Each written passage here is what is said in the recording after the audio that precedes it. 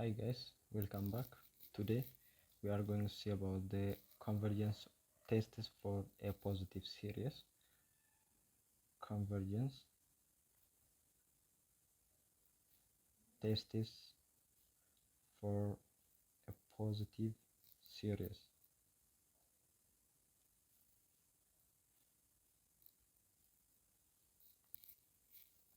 Here we have two fundamental conditions to test the convergence of a positive series. The first condition is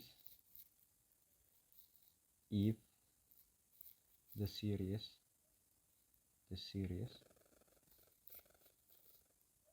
n from 1 to infinity converges,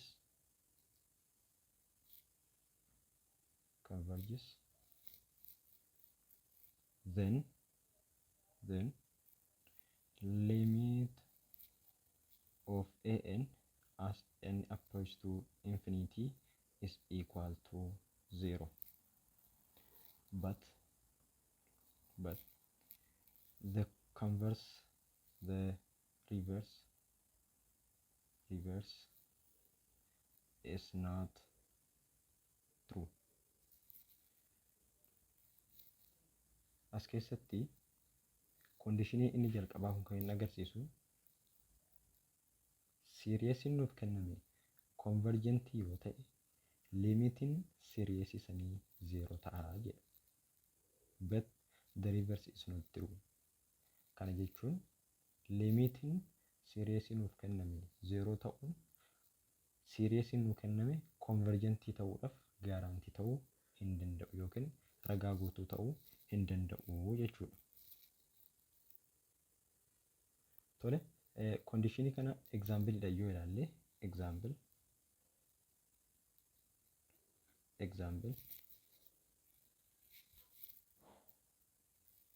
1 over n power of 4 n runs from 1 to infinity. Here n is 1 over n power of 4. From this series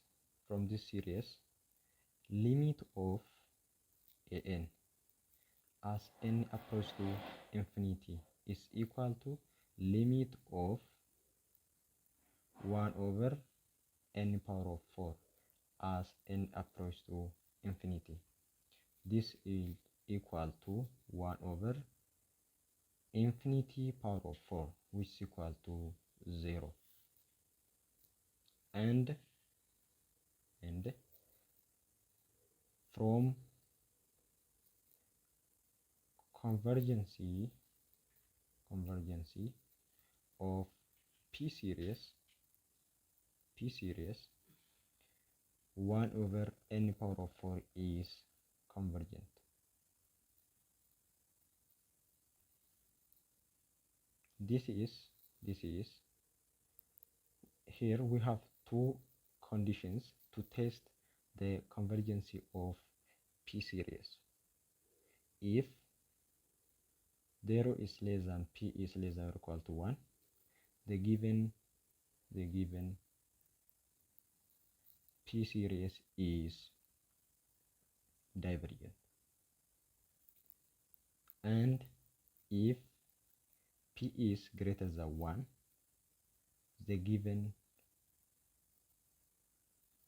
P series is convergent. Seerota lamaan kan irratti hundaa'uudhaan definitionii P series viidiyoo keenya darbe irratti ilaalle irraa P series jechuun an n run from 1 to infinity, which is equal to summation n run from 1 to infinity of 1 over n power of P jechuudha. P is a constant positive number. P negatives ta'uu hin danda'u. Yeroo hundumaa seeriisii kana keessatti konstaantidha jechuudha. Kanaaf seeriisii nuuf kenname keessatti P positive number konstaantii ta'ee yoo vaaliyuun isaa tokko ol ta'e seeriyeesiin nuuf kenname convergentii ta'a jechuudha. Asirraa maal qabna? 1/n power of 4 bakka jedhu kan piin keenya afuridha jechuudha. Here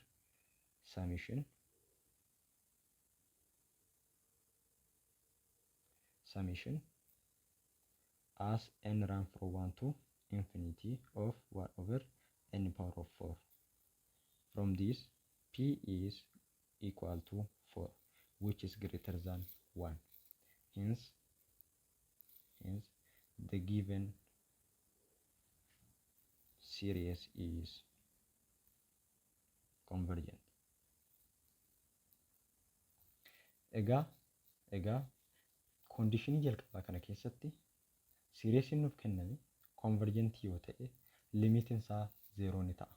Garuu limitiin isaa 0 ta'uun guutumaa guututti seeriyeesiin nuuf kenname convergentiidha nuun jechisiisuu hin danda'u jennee keenya.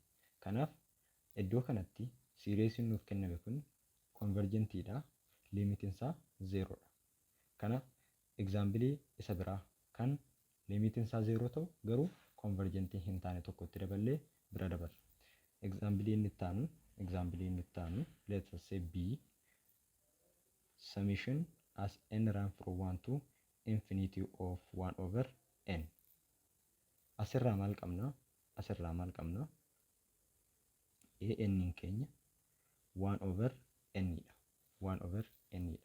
Egaa seeriyeesiin kun definition p series isa asitti kaasne kanarraa maal qaba? Kunis p series dha jechuudha. P series with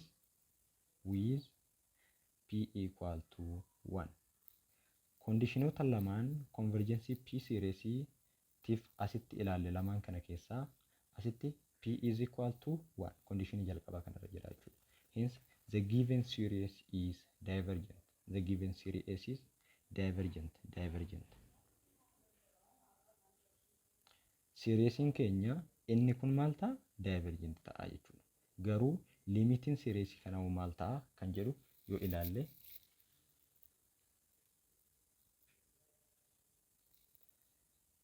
limit of 1/n as n approach to infinity is equal to 1/infinity which is equal to 0. Kanaaf asirraa conditionii jalqabaa kana proof gochuu dandeenya. Kunis limitiin keenya convergentii yoo ta'e yeroo hundumaa seeriyeesiin keenya convergentii yoo ta'e yeroo hundumaa limitiin seeriyeesii sanii infinity irratti 0 ta'a. Garuu limitiin seeriyeesii nuuf kenname infinity irratti 0 ta'uun yeroo hundumaa seeriyeesiin kenname sun convergent ta'uusaa agarsiisuu hin danda'u. Kanaafuu seeriyeesiin amma asitti fudhanne 1/n jedhu kun asitti limitiin isaa maal ta'e 0 ta'e. Garuu by p series convergence testidhaan asitti kan nu arganne seeriyeesiin kun divergentii ta'eetii jechuudha. Kanatti aansuun conditionii lammaffaa ilaalla. The second condition is nth term divergence test. Nth term divergence test.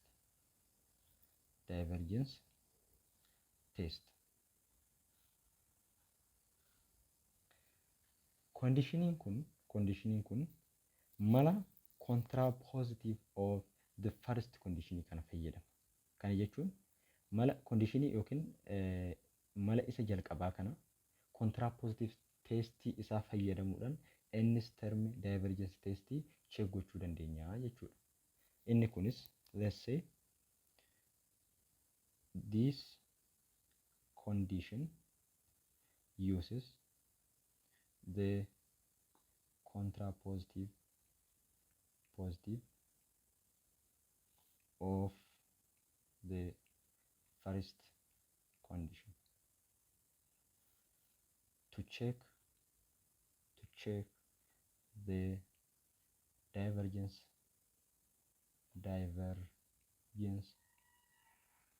of the given series. malli kun yookiin kondiishiniin kun kontiraapoozitiivii first conditionii isa amma ilaallee dabarre kana fayyadamuudhaan sireesiin keenya daayivarjentii yookiin konverjentii ta'uu cheekkuudha jechuudha. Isa kana egzaampilii fudhannee haa ilaallu or gara biraatti yoo ilaalle this is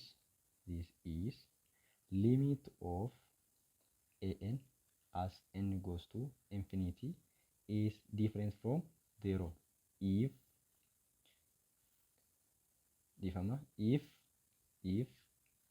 limit of an as n goes to infinity is different from 0, then the given series is divergent.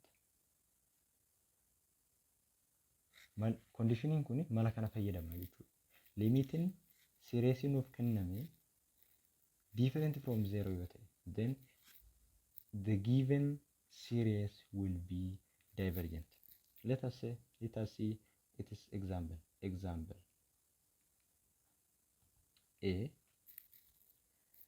summation n run from 1 to infinity for n square over n square plus 2. Isa kana gubbaatti jalqaba check gochuu kan qabnu maanni limitii sireesii nuuf kenname. Limitiin sireesii nuuf kenname yoo different from 0 ta'e guutumaan guututti it is a divergent series jennee bira dabarra. Garuu yoo limitiin sireesii nuuf kenname equal to 0 ta'e dirqama maloota convergence testii fayyadamuudhaan convergent yookiin divergent ta'uusaa check gochuu qabna jechuudha. Kanaaf asirraa limit of an as n goes to infinity is equal to limit of 4n square over n square plus 2 as n goes to infinity is equal to 4, which is different from 0. Hence the given series is divergent. Sireesiin nuuf kenname divergentiidha jechuudha. Isa kanarraa testii kanarraa sireesiin nuuf kenname divergentii ta'uusaa check godhachuu dandeenya jechuudha. Egaa kondishinoota kanneen lamaan erga ilaallee booda maloota guutumaan guututti sireesiin nuuf kenname konverjentii yookiin daayivarjentii ta'uu isaanii ittiin teesti goonu muraasa qabna. Isaan keessaa jalqaba irratti tokko yoo ilaalle inni jalqabaa integiraal teestidha. Integiraal teest.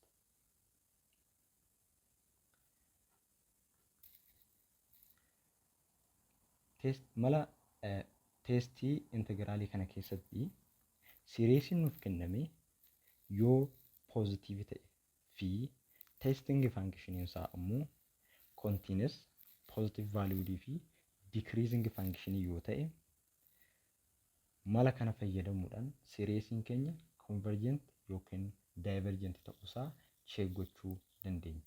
Let's say let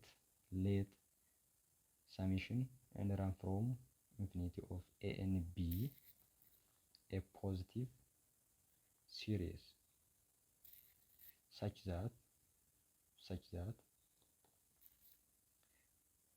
there exists a continuous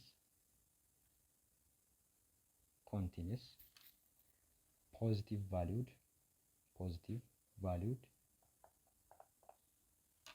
and decreasing function f with the property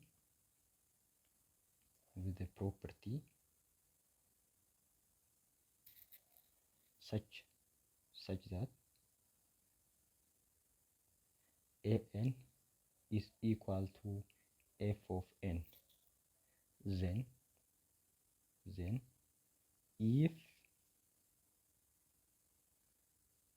if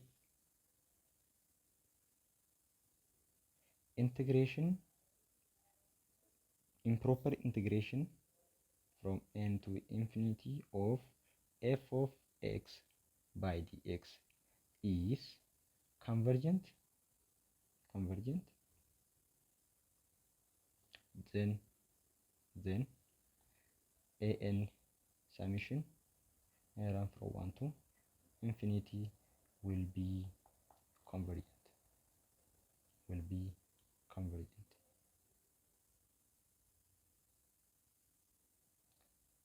Again, if this improper integral is divergent, the given series will also divergent into infinity of f of x by dx is divergent,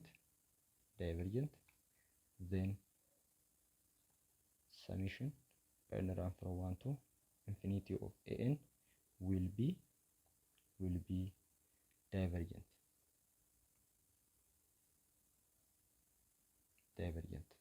Kanaaf seerota lamaan kana yookiin kondishinoota lamaan kana irratti hundaa'uudhaan integiraal teestiidhaan siireesii nuuf kenname teesti ittiin gochuu dandeenya. Konverjensii fi daayiverjensii isaanii jechuudha. Isa kana egzaambiliidhaan ilaalla. Faankishiniin jalqaba irratti siireesii keenya teesti ittiin gochuuf improper integiraal isaa barbaannu sun teesting faankishin jedhama. Teesting faankishin kana jechuun f of x is testing function. Functioning kuni testing function. Functioning improper integral isa barbaannu kun maal jedhama? Testing function jedhama jechuudha. Egaa example isa ilaalle example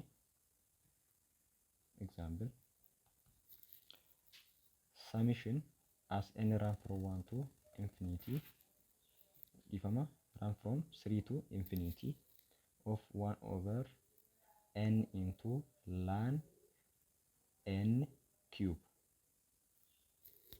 Example in jalqaba isa kanadha. A yoo jennu b summation as n run from 3 to infinity of ln of n over n. Sireesii kanneen lamaan qabna. Sireesii kanneen lamaan mala integral testii fayyadamuudhaan convergence fi divergence isaanii check gochuu barbaanna. Isa kanas solution haa jennu. Solution A summation as n run from 3 to infinity of 1 over n into ln n cube. Asirraa maal qabna? Jalqaba irratti sireesii nuu kenname corresponding testing function itti jijjiirrachuu qabna. Kana jechuun f gara f of x itti jijjiiruu qabna jechuudha. Gara f of x itti jijjiiruudhaaf ammoo x bakka inni direct dhufne substitute godhachuudhaan jijjiiruu dandeenya jechuudha. Asirraa maal qabna? F of x is equal to 1 over x into ln of x cube. Kun testing function keenya. Testing function kun immoo criteria sadii guutuu qaba. Inni jalqaba it must be a continuous function, on the given interval. The given interval here is from 3 to infinity. Interval kana gubbaatti f of x in dirqama continuous function ta'uu qaba jechuudha. Kanaaf inni kun asitti maal qabna? F of x is continuous. Functioning kun interval from 3 to infinity irratti continuous dha jechuudha. Iddoon itti discontinuous ta'uu hin jiru. Criteria inni lammaffaa it must be a positive function on the given interval. Interval from 3 to infinity kan irratti function nu kenname dirqama it must be a positive valued function. Function positive ta'uu qaba jechuudha. Kanaaf asirraa maal qabna? From 3 to infinity function kun iddoo itti negative ta'u tasumallee hin qabu. Kanaaf f of x is positive function on the given interval. Kiraayiteriiyaan inni sadaffaa fi inni dhumaa, kiraayiteriiyaan inni sadaffaa fi inni dhumaa f of x must be decreasing function. Decreasing function. Functioning, testing functioning kun dirqama it must be a decreasing function. Functioning kenname kun decreasing function ta'uusaa ammoo check gochuudhaaf maal gochuu qabna? First derivative in function kana less than 0 ta'uu qaba. Intervalii nuuf kenname kana irratti jechuudha. Asirraa maal qabna? F derivative of x equal to 1 over x into ln of x cube derivative isa kana barbaanna. This is equal to negative into ln of x cube plus 3x ln of x square over x the whole over x ln of x cube the whole square. This equal to negative into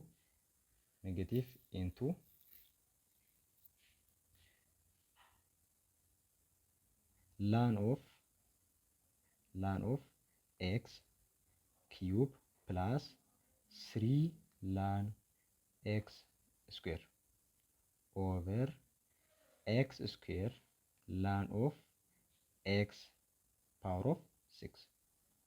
Functionii isa kana argannaa jechuudha.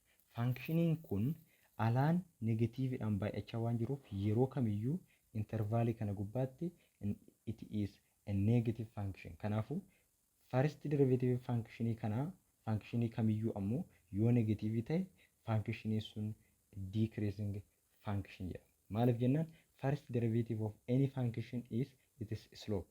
Kanaafuu slopein functionii tokko yoo negatiiva ta'e functionii tokko yoo negatiiva ta'e fakkeenyaaf functioniin akkanatti ka'u y equal to x jennu kun slope isaa tokko garuu functioniin akkasitti deemu y equal to negative x in maal ta'a? It is a decreasing function. Hence the function which has a negative first derivative is a decreasing function. Hence the given function here is, or f of x is a decreasing function. F of x is a decreasing function.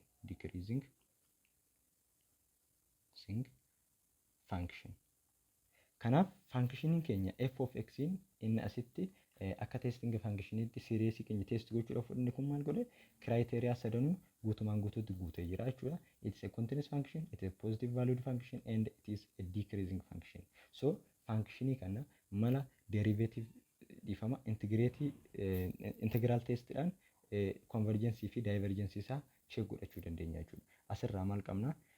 Integration of from 3 to infinity of f of x by dx is equal to integration from 3 to infinity of 1 over x into ln of x cube by dx. Isa kana integrate godhannee value constant way arganne yoo ta'e maal ta'a? Siriyeesiin keenya convergent series ta'a jechuudha.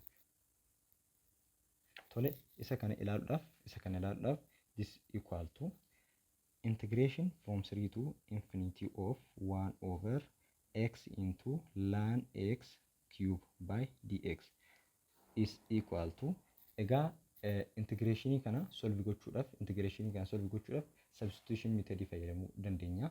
Inni kunis let's say u is equal to ln of x asirraa maal qabna? Du is equal to 1 over x dx. This equal to dx is equal to x du. This is equal to x in bada asirraa maal qabna? Integral from 3 to infinity of 1 over u cube by du. This equal to integral from 3 to infinity of u power of negative 3 by du. This equal with kun maal ta'a integrationiin kana maal ta'a u power of negative 2 over negative 2 from 3 to infinity. This equal to yuun keenya maal ture substitution irratti lan x ture jechuudha. Lan x ture. Kanaaf lan x raised to negative 2 over negative 2 from 3 to infinity qabna jechuudha. This equal with 1 negative 1 ta'a. Negative ni kun gubbaadha waan baay'isuuf 1 over lan 2 lan x square from 3 to infinity. This equal with asirra infinity fi 3 kan substitute yoo keessa goone maal ta'a negative 1 over 2 into lan infinity square minus into negative 1 over 2 into lan 3 square kana qabna jechuudha. Kana qabna. This equal with kuni lan of infinity is infinity square is infinity times 2 is infinity, negative 1 over infinity plus negative times negative 1 plus ta'a 1 over 2 times lan of 3 square. Kunis maal ta'a kun 0 ta'a. This is equal with 1 over 2 times lan of 3 square. Kanaaf improper integration keenya kamitti converge godhe gara isa value kanaatti converge godhe jechuudha. This is convergent. Maaliif jenna? This is the constant number. Kun lakkoofsa constant dha. Asirraa maal qabna? This implies that summation as n run from 3 to infinity of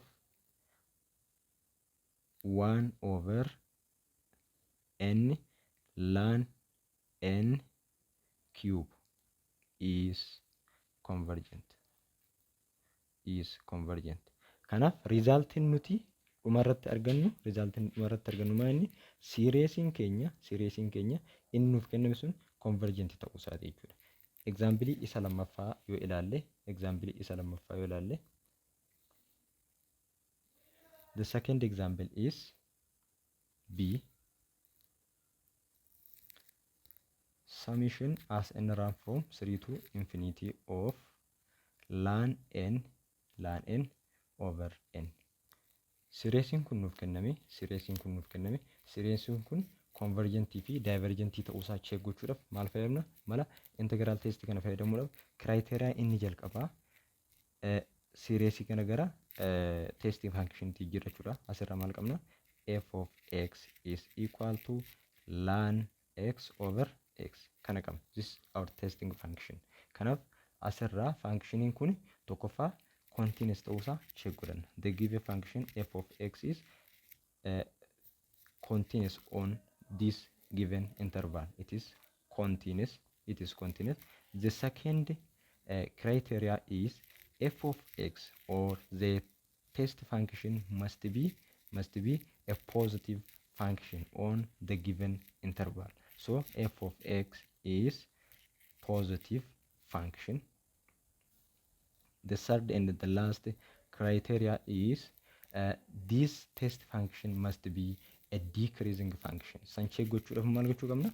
F derivative of x is equal to lan x over x derivative, which is equal with what's the derivative of lan x? Derivative of lan x is 1 over x, then times denominator idhaan baay'ifanna x minus what the derivative of x is 1 minus lan x over x square. This equal with x cancel godha asitti 1 minus lan x over x square. So dhumarratti derivative keenya isa kana ta'a. Kanaaf intervalii from 3 to infinity nu kenname kana gubbaatti functioning kuni it is a decreasing function or it's a negative function. Functioning kun result isaa maal ta'a? Negative ta'a jechuudha. Fakkeenyaaf sadii odoo keessa buusanii ilaalle when n equal to 3 gaafa n sadi ta'e functioning kuni yookiin f prime derivative kun maal ta'a? F prime derivative at 3 is equal to 1 minus ln 3 over 3 square. Asirraa maal qabna? Ln 3 is greater than 1. Kanaafuu result function kana maal ta'a? It will be a negative value. Negative value ta'a jechuudha. Kanaaf functioning kun it's a negative interval from 3 to infinity irratti negative ta'a. Kanaaf maal goona? F of x is a decreasing function jenna. Decreasing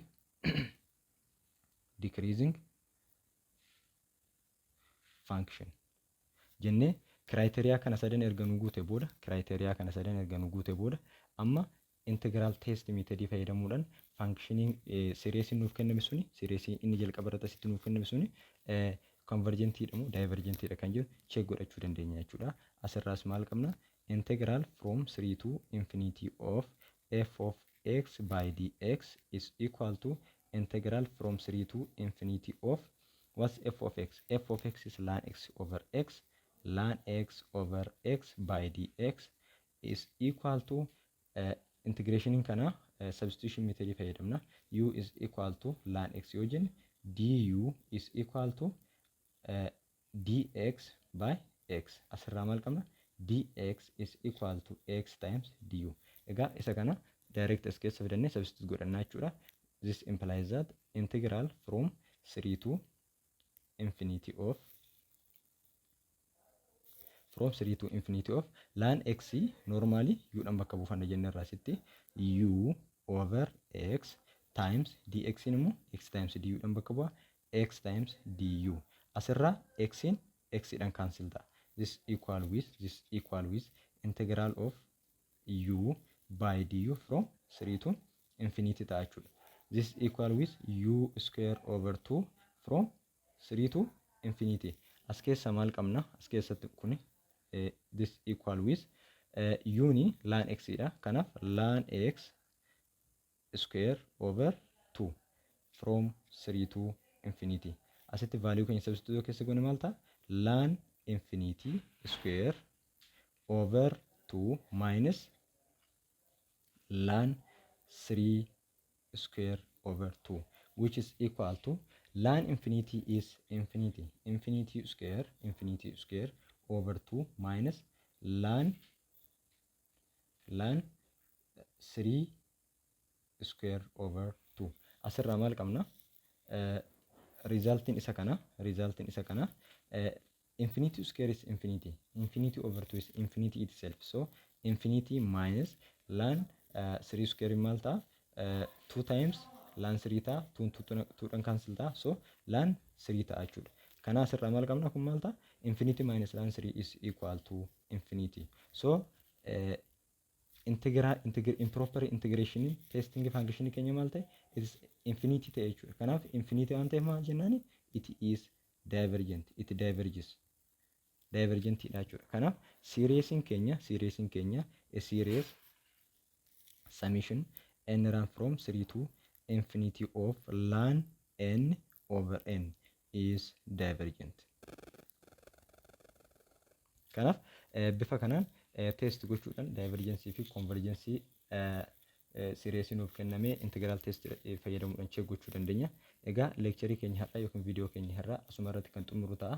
Video itti aanu keessatti ammoo maloota ittiin convergency fi divergency series tokko ittiin check gochuu dandeenyu kanneen biroo qabannee dhiyaanna. Telegiraamii keenya gubbaatti dokumentiiwwan lecture kanaa fi koorsii kana wal qabatan ni gadhiifna. Telegram channelii keenya description box keessaa argachuu dandeessu. Join gootan achirratti gaafachuu dandeessu. Maateriyaaloota illee buufatanii itti fayyadamuu dandeessu. Akkasumas channelii YouTube keenya like, share, subscribe gochuu hin dagatinaa jenna. Gaafii yoo jiraate comment section keessatti gaafadhaa. Ulfaadhaa fayyaa ta'a.